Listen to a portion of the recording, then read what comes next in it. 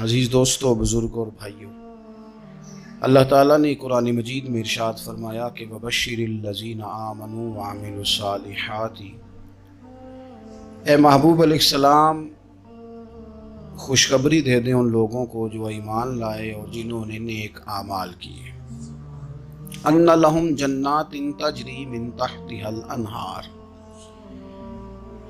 ان کے لیے جنت ہے اور جنت وہ ہے جس کے نیچے نہریں بہہ رہی ہیں۔ اللہ تبارک و تعالیٰ نے اپنے محبوب کریم صلی اللہ تعالیٰ علیہ وسلم کے غلاموں کو خوشخبری سنوائی، اور سنوائی بھی حضور کے مقدس لبہائے مبارکہ سے۔ آپ انہیں خوشخبری دے دیں کہ ان کے لیے جنت ہے، باغات ہیں، اور باغات وہ ہیں جن کے نیچے نہریں رواں رواں۔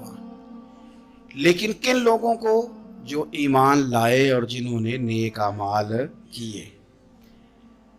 کچھ نہ کچھ انسان کو نہ عمل کرنا چاہیے۔ وہ جو عمل ہے نا، کوئی بندہ اپنے عملوں سے جنت میں نہیں جائے گا، جنت میں خدا کے فضل سے جائے گا، لیکن یہ جو اعمال ہے نا، یہ سبب بنیں گے اللہ کی رحمت کا، یہ ذریعہ بنیں گے خدا کے کرم کے متوجہ ہونے کا۔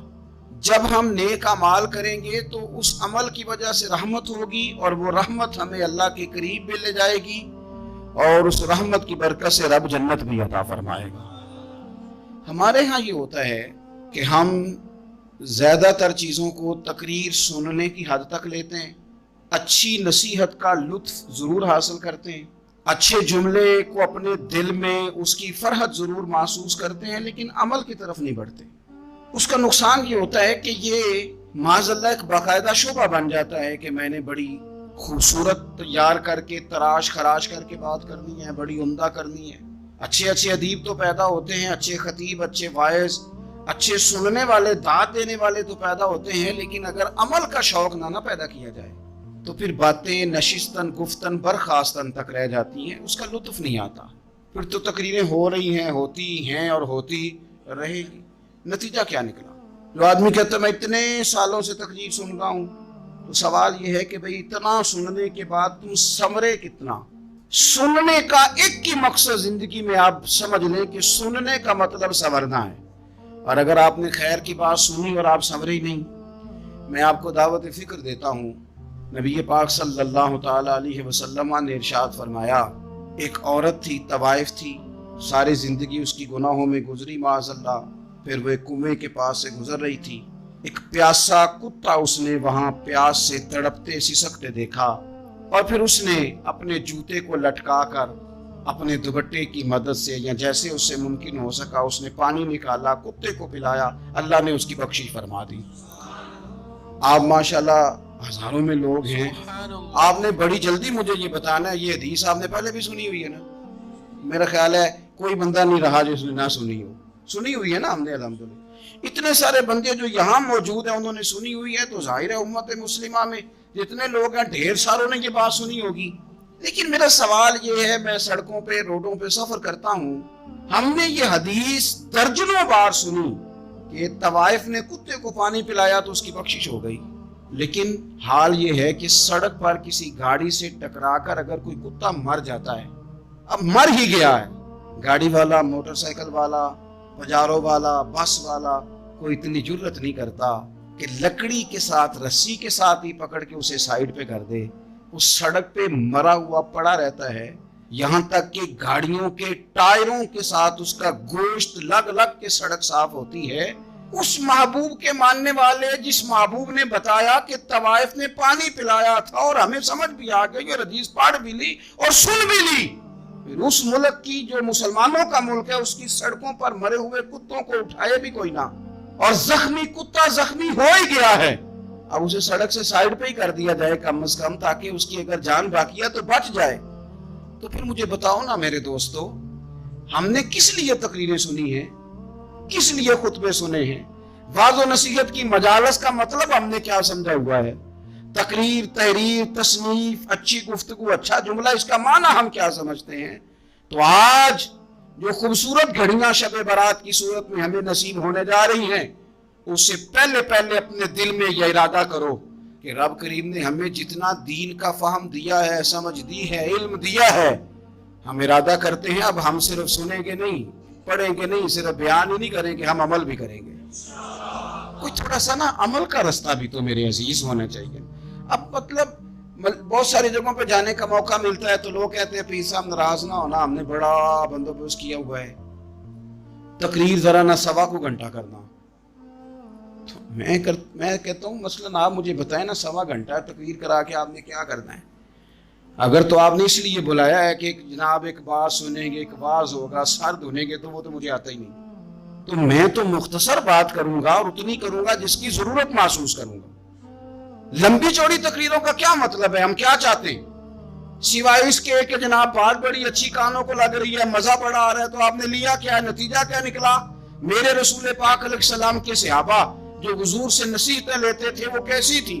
حضرت عبداللہ بن بسر رضی اللہ تعالیٰ عنہ حاضر بارگاہ ہوئے، آ کے عرض کی یا رسول اللہ صلی اللہ علیہ وسلم، میں آیا ہوں سونے، پتہ نہیں دوبارہ آ سکوں کہ نہ آ سکوں، حضور پتہ نہیں موقع ملے نہ ملے، ایک بات مجھے بتا دیں، میں اس پہ عمل کروں گا، میری زندگی بھی بن جائے اور آخرت بھی بن جائے۔ تو کریم محبوب نے فرمایا عبداللہ زبان کو خشک نہ ہونے دینا، اس کو تر رکھنا۔ تر حضور کس چیز سے؟ فرمایا اللہ کے ذکر سے تر رکھنا، زبان اللہ کے ذکر سے تر رہے، ہر وقت رب کی یاد رہے، تیری دنیا بھی بن جائے گی اور آخرت بھی بن جائے گی۔ تو میرے عزیز اپنی زندگی کے اندر اب ہم نے عمل کرنا ہے۔ اور جناب کمال پھر یہ ہے کہ جب واز سننے کا شوق بڑھ جاتا ہے، تقریر سننے کا شوق بڑھ جاتا ہے، سننے سنانے کا خالی مزاج ہو جاتا ہے، پھر بندہ ڈھونڈتا پھرتا ہے کہ نئی سے نئی چیز کہاں ملتی، انوکھی سے انوکھی چیز کہاں ملتی، انفرادی سے انفرادی بات۔ میرے بھائی آپ ضرور سنیں، ضرور سنیں، مومن کی گمشدہ میراث ہے، حکمت جہاں سے ملے لیں، لیکن عمل کرنے کے لیے لیں، عمل کرنے کے لیے۔ اب میرا دل کرتا ہے اب ہماری چپ سے بھی لوگ سبق سیکھیں۔ حضرت باجزید بستامی فرمایا کرتے تھے جس نے ہماری چپ سے کچھ نہیں سیکھا اس نے ہماری تقریر سے کیا سیکھنا ہے۔ اب تھوڑا سا نا اشاروں کی بولی بھی سمجھیں، اب تھوڑا سا یہ بھی ہو کہ بس بات پوری ہونے نہ پائے اور انسان کی رغبت عمل کی طرف بڑھ جائے، یہ مزاج ہمیں دیا ہے۔ اب تو بھائی آ جائیں آپ، صبح بھی تقریر کر دیں، دوپہر کو بھی تقریر کر دیں، شام کو بھی تقریر کر دیں، تو پھر یہ بھی ہوتا ہے کہ جناب وہ بیان آپ نے جو سنایا تھا نا وہ ذرا دوبارہ سنا دیں، تو میں کہتا ہوں پہلے سننے پر عمل ہو گیا تو نہ کریں۔ اب ہمیں تھوڑی باتیں سیکھ کر ان پر عمل کرنا ہے اور آگے بڑھنا ہے۔ بڑی سادی بات میرے ابا جی بتایا کرتے تھے، والد صاحب کہتے ہیں کہ ایک دیہاتی بندہ نہ چلا گیا وہ کسی مولوی صاحب کی تقریر سننے، تو اس زمانے میں آپ کو پتہ ہے یہ واش روم کا مروجہ نظام نہیں ہوتا تھا، تو لوگ کھیتوں میں دوسری جگہوں پہ پیشاب کے لیے جاتے تھے۔ تو مولانا نے ایک احتیاط بیان کی، وہ کہنے لگے کہ پیشاب سخت جگہ پہ نہ کرو زمین پہ بیٹھ کر، ورنہ پیشاب کے چینٹے اڑیں گے، کپڑوں پہ پڑیں گے، اور حدیث میں سخت حکم ہے اس مسئلے۔ تو کوئی نرم جگہ ہو ایسی جہاں پیشاب کریں چینٹے نہ اڑیں۔ وہ بندہ عمل کرنے والا تھا نا، اسے میری تقریر سن کے سر دھن کے جانا نہیں تھا، اس نے اتنی ساری ریت لے لی، کپڑے میں باندھ لی، اور وہ اس نے کندھے پہ رکھی ہوئی ہے، جہاں پیشاب کا وقت آتا پہلے ریت بچھاتا، پھر پیشاب کرتا تاکہ میرے کپڑوں پہ نہ پڑے۔ ایک صاحب نے اسے کہا کوئی ہفتے بعد چلو بیان سننے چلیں، تو کہنے لگا میں پہلے پہ عمل کر لوں یہی بڑا ہے، میں نے تو اتنی ساری ریت، کندھا تھک گیا ہے میرا، اس دن سے اٹھائی ہے، تو میں نہیں چاہتا کہ نہیں بھی سنوں تو کسی اور جگہ میں۔ یہ تفریح تباہ کے لیے بات کو نہ سمجھیں، اس سادے آدمی نے جو ہمیں سمجھایا مجھے اور آپ کو، اس پر غور کرے کہ کل بھی سنا تھا، پرسوں بھی سنا تھا، پیر صاحب نے ترسوں بھی کہا تھا، شیخ نے پرسوں بھی کہا تھا، پچھلے ہفتے بھی کہا تھا، تو نے اگر شیخ کی بھی نہیں سنی، استاد کی بھی نہیں سنی، پیر کی بھی نہیں سنی، اور اس دور کے پیر جو صحیح کام کرنے والے ہیں، استاد جو صحیح کام کرنے، مجبور ہو گئے بیچارے، کہتے ہیں کس کی تربیت کریں، کس درد سے کہا تھا حضرت سلطان باؤ نے، وہ کہتے ہیں اور رب دا طالب کوئی بھی نہیں ملیا، تے جو ملے ہے طالب زردہ، یہ تو آئے ہیں کاروبار سیدھا کرنے، فوٹو کھچوانے، فلاں کام کے لیے، یہ تو وہ جو ہم دینا چاہتے ہیں اس کا تو مزاج ہی نہیں۔ پہلے بھی میں نے کہا تھا، پھر کہتا ہوں، مجھے شوق نہیں ہے، خدا مجھے معاف کر دے اس دن سے پہلے جس دن یہ شوق ہو کہ میں سویرے جاؤں گا تو نوٹ لاؤں گا، تو شام جاؤں گا تو نوٹ لاؤں گا۔ یہ شوق نہیں ہے، طبیعت نہیں ہے، من نہیں چاہتا۔ لیکن یہ کہ یہاں بھی آ جائیں خطاب کر دیں، یہاں بھی او خدا کے بندو، ہم کہاں اس قابل ہیں ہم خطاب کریں؟ ہم نے تو نا جی ایک اذان دینی شروع کی ہوئی، صبح و شام ایک اذان پڑھتے ہیں، ہے یہ پیغام حضرت احمد رضا کہ بارگاہ نبی کے رہو با وفا۔ ہم تو کہتے ہیں ادھر آ جاؤ، سو کریں کھاتے پیرو گے ان کے در پہ آ پڑو، قافلہ تو اے رضا اول گیا آخر گیا۔ ہم تو کہتے ہیں ادھر آؤ، اللہ رسول کی بارگاہ کی طرف رجوع کرو۔ اور وہ ایک جملے پہ اگر تو عمل ہو گیا، پیار سے باتیں کرتا رہتا ہوں، سب کے ساتھ نہیں کرتا، جس کا مجھے پتا ہو کہ یہ تھوڑا سہ لے گا۔ ایک دوست نے مجھے کہا کہ میں تو آتا ہوں تو مجھے علاقے کے لوگ کہتے ہیں ان کو بلاؤ، تو میں کہتا ہوں پورا عمل کرنا میری غلط ہے، تو پھر میں باقیوں کو بھی لگا جاؤں گا، تو اگر تیرا ہی عمل نہیں ہو سکا تو باقیوں کو میں نے جا کے کیا سمجھانا ہے؟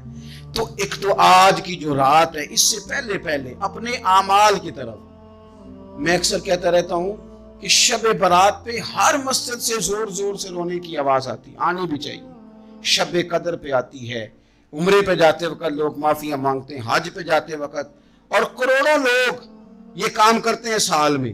اگر 25 لاکھ 26 لاکھ آدمی یا 50 لاکھ آدمی حج کرتا ہے اور وہ جانے سے پہلے معافی مانگ کے گیا، توبہ کر کے گیا، اور کروڑوں لوگ ہیں جو شب قدر میں ہیں، شب برات میں ہیں، اور انہوں نے کھل کے توبہ کی ہے، تو پھر میرے بھائی سویرے کرپشن ختم ہونی چاہیے نا ملک سے، سویرے 75% جھوٹ ختم ہونا چاہیے نا، ساری رات تو لوگوں نے توبہ کی، صبح 80% حقوق و لباد کا مسئلہ حل ہونا چاہیے تھا کہ نہیں ہونا چاہیے، صبح ملاوٹ بہت حد تک ملک سے ختم ہونی چاہیے۔ تو کیا ہم نے سمجھ لیا ہے؟ ہم نے یہ سمجھا ہے کہ شب برات میں بھی بس ایک رسم ادا کرو، آؤ تھوڑی توبہ کرو چھٹی کر جاؤ، آئیے شب قدر تو توبہ کرو چھٹی کر جاؤ، کیا یہ ہم نے مطلب سمجھ لیا؟ حج کرنے گئے، رب کی بارگاہ میں حاضر ہوئے، رسول کریم کی بارگاہ سے بھی جو ہو کے آ جائے اور بدلے ہی نہ، وہاں تک جائے اور بدلے ہی نہ۔ مدینے گئے، کعبے گئے، کربلا گئے، جیسے گئے تھے گھوم پھر کے ویسے ہی آ گئے۔ نتیجہ کیا ہے؟ اپنی زندگی نتیجہ خیز بنائیں۔ آج اس خوبصورت موقع پر جب شب برات ہمارے سامنے کھڑی ہے، اپنے ذہن میں تہیہ کریں کہ اب ہم نے بدل جانا ہے۔ شوگر ہو جائے تو بدلنا پڑتا ہے، اللہ معاف کرے چینی چھوڑنی پڑتی ہے، من پسند مٹھائیاں چھوڑنی پڑتی ہیں، بدلنا پڑتا ہے۔ بلڈ پریشر ہو جائے تو یارو بدلنا پڑتا ہے۔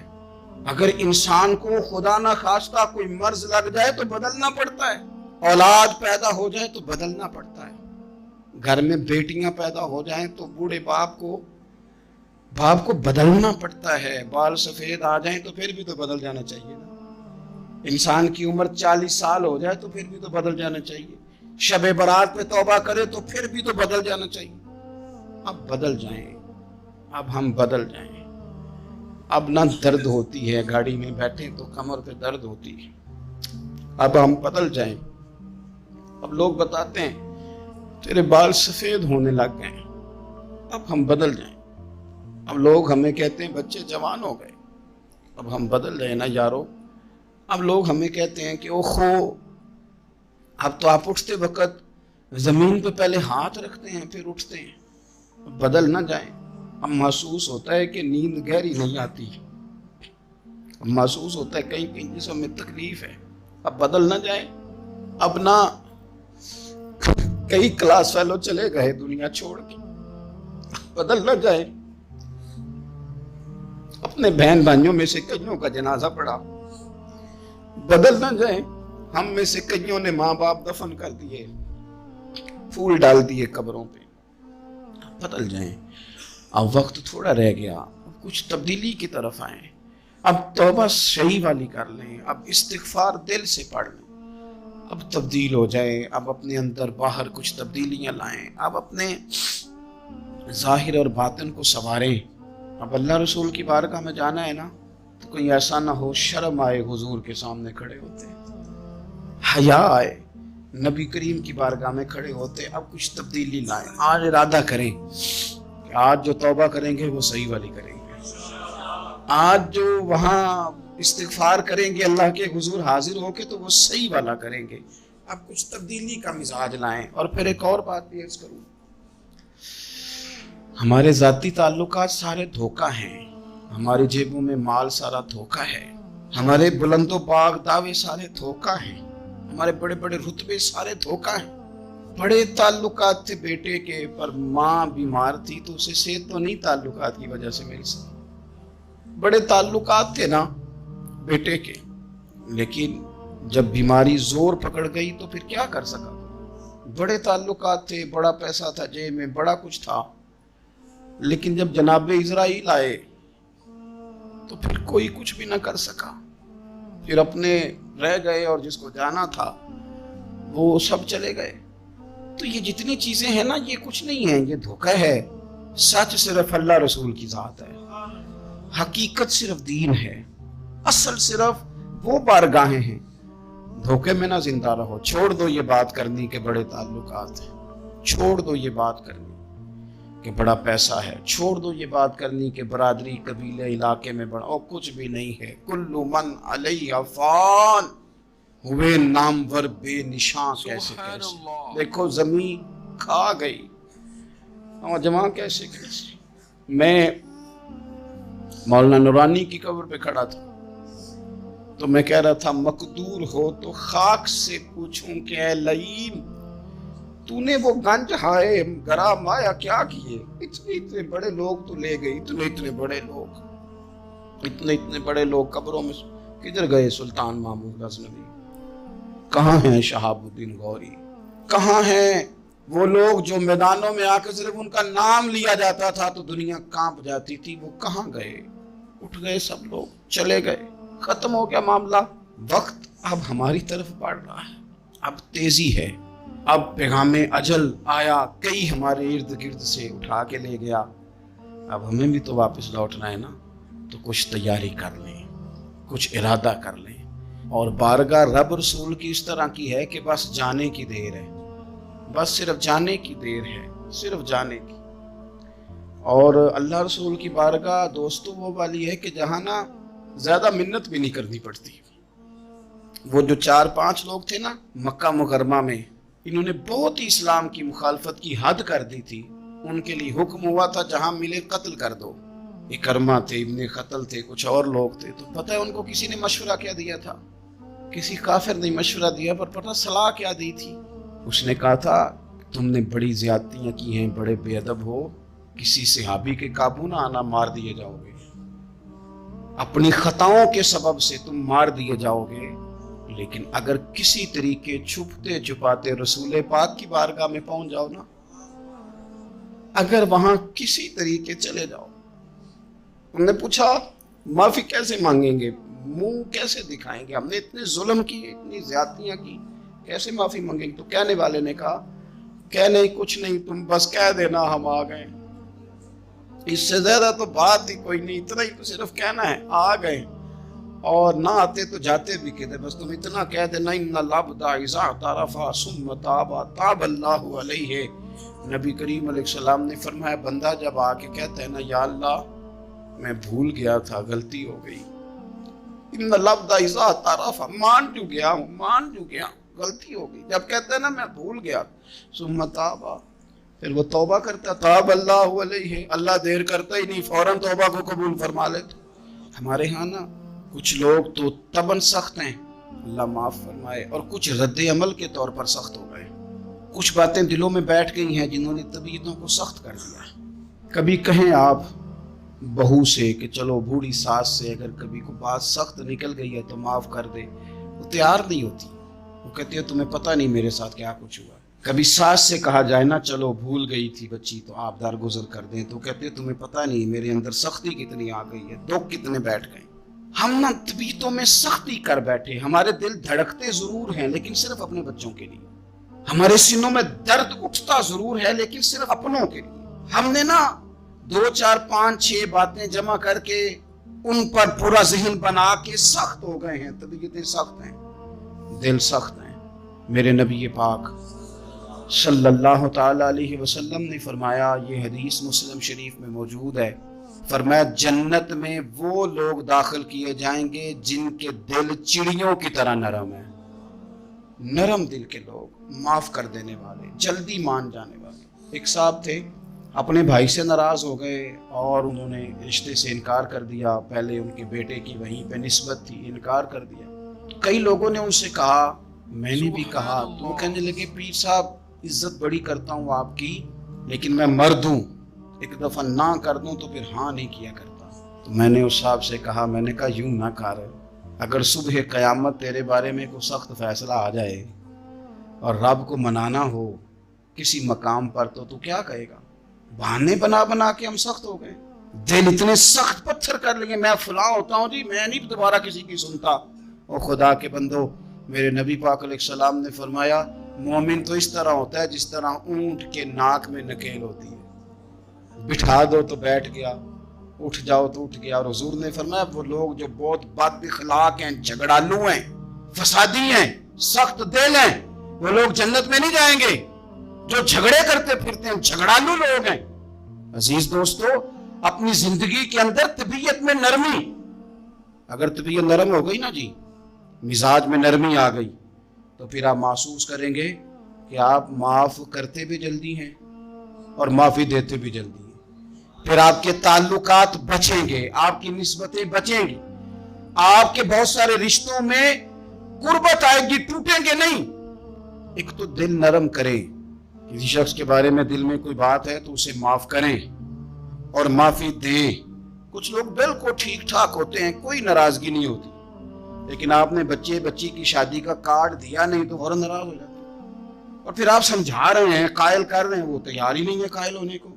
سنو, اور اس حدیث کو یاد رکھنا, نبی پاک صلی اللہ تعالی علیہ وسلم نے فرمایا جس کے پاس اس کا بھائی عذر لایا, بھائی معافی مانگنے آیا اور پھر اس نے معاف نہ کیا, اللہ کے حبیب فرماتے میرے حوض کوثر پہ نہ آئے. تو سخت ہو کے بیٹھ گیا, تو کہتا ہے میرے سے پہلے سنے, میں آپ کو بتاؤں اس نے میرے ساتھ کیا کیا. اور ٹھہر جا, اگر حساب کتاب کے بعد معافی والا اصول رکھ لیا جائے کہ پہلے حساب کتاب ہوگا, غلطیوں کا مداوع ہوگا, پھر معافی ہوگی, تو یہی حساب اگر رب کریم بندوں کے ساتھ کرے تو پھر میں اور آپ کدھر جائیں گے؟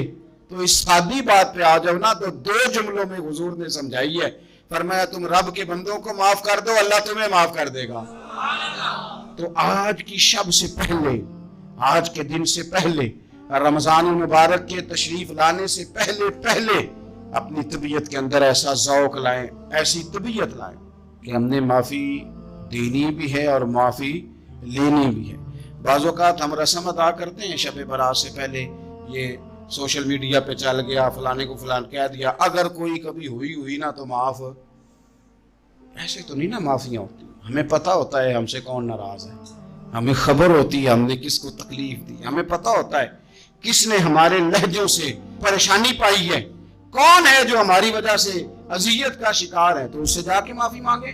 تو یہ چیزیں معافی کا سبب بن جائیں گی. اور پھر میرے نبی پاک صلی اللہ علیہ وسلم نے 2-4 چیزیں اور بھی بیان کی ہیں, میرا دل کرتا ہے کہ وہ بھی ذرا آپ کو عرض کر دوں.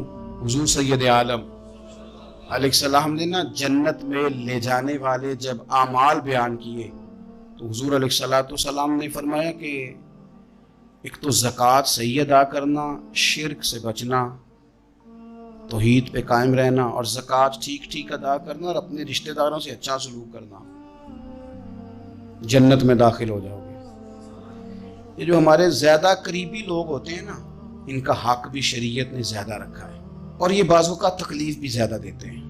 لیکن میرے عزیز ایک بات سمجھ لیں اچھی طرح سے اور اپنے دل میں بٹھا لیں, میں نے درجنوں بار کہی ہے, پھر کہتا ہوں, اللہ تعالیٰ نے جو خاندان میرے لیے پسند کیا ہے نا, مالک نے مجھے وہاں پیدا کیا ہے. تو جو چچا اللہ نے میرے لیے پسند کیا وہ مجھے بھی پسند ہونا چاہیے, اور جو ماموں اللہ نے میرے لیے پسند کیا ہے وہ مجھے بھی پسند ہونا چاہیے. انسانوں کے اندر کمزوریاں بھی ہوتی ہیں, خوبیاں بھی ہوتی ہیں, لیکن ہمارا یہ مسئلہ بن جاتا ہے کہ ہم نہ صرف کمزوریوں کو ڈسکس کرتے ہیں, خوبیوں کا تذکرہ کرتے ہی نہیں. اپنے مزاج کے اندر اس بات کو آپ نے پیدا کرنا ہے. آج ایک اور ارادہ بھی کریں, ایک اور اپنے ذہن کے اندر بات بھی زیادہ شوق کے ساتھ پیدا کریں. آپ یہ کوشش کریں کہ اپنی صلاحیتوں کو دیکھیں کہ آپ میں کیا خوبی ہے, بولنے کی ہے, لکھنے کی ہے, مال خرچ کرنے کی ہے, کسی کو پیغام دینے کی ہے. مسجد نبوی شریف میں ایک بی بی صرف جھاڑو خالی دیتی تھی، بیمار ہو گئی تو سرکار تیمارداری کرنے گئے اور صحابہ نے حضور کو اطلاع دیے بغیر تدفین کر دی، جنازہ پڑھا دیا، تو حضور نے قبر پہ کھڑے ہو کے دوبارہ جنازہ پڑھایا۔ اپنے وجود کو بیکار نہیں رکھنا، اس سے کوئی کام لے۔ اللہ فرماتے ہیں افحسبتم انما خلقناکم عبثا وانکم الینا لا ترجعون، فرمایا تم کیا سمجھتے ہو ہم نے تمہیں بیکار پیدا کیا ہے، اور کیا سمجھتے ہو تم نے لوٹ کر ہمارے پاس آنا نہیں؟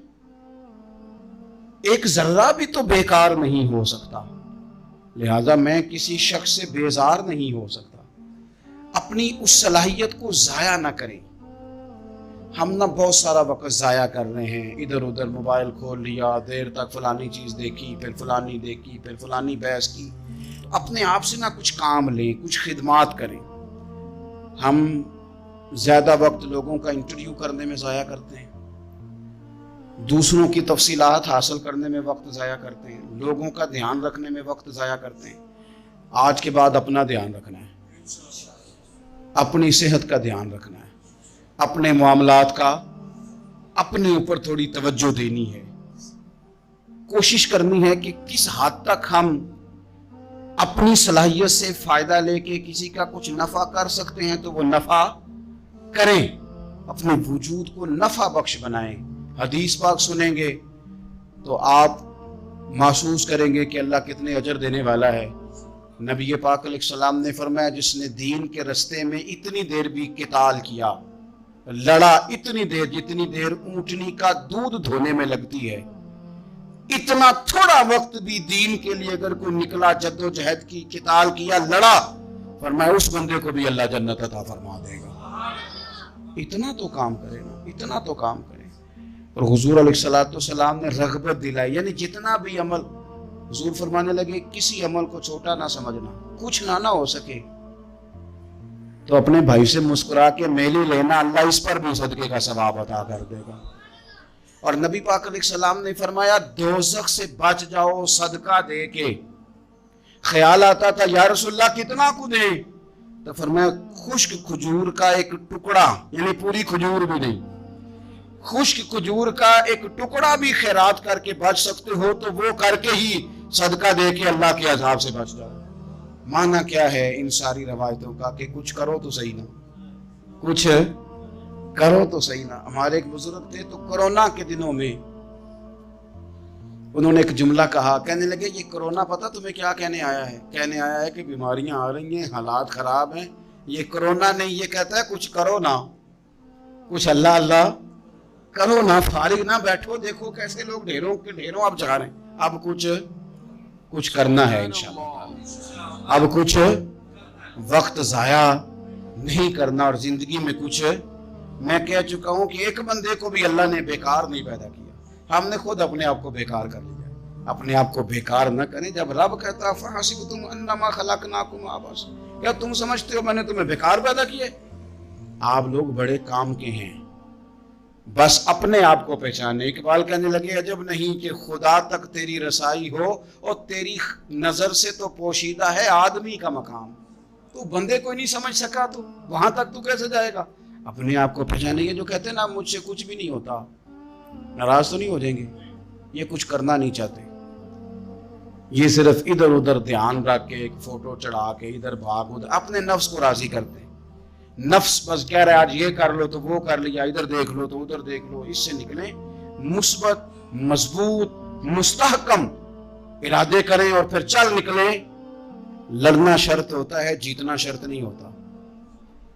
تاریخ یہ نہیں دیکھتی کہ جیتا کون کون، تاریخ یہ دیکھتی ہے کہ لڑا کون کون، میدان میں کون کون رہا۔ اللہ بدر میں کامیابیاں دیتا ہے، احد میں کئی دفعہ کہتا ہے واپس پلٹو، خندق آئے گی تو پھر کامیابیاں مل جائیں گی، خیبر آئے گا تو پھر کامیابیاں مل جائیں گی۔ تو اس لیے ہمیشہ جیتنا ہی ضروری نہیں، لڑنا ضروری ہے۔ ہمت کریں، کوشش کریں۔ اللہ تعالیٰ آپ سب کو جزائے خیر عطا فرمائے۔ آخر دعوانا الحمدللہ رب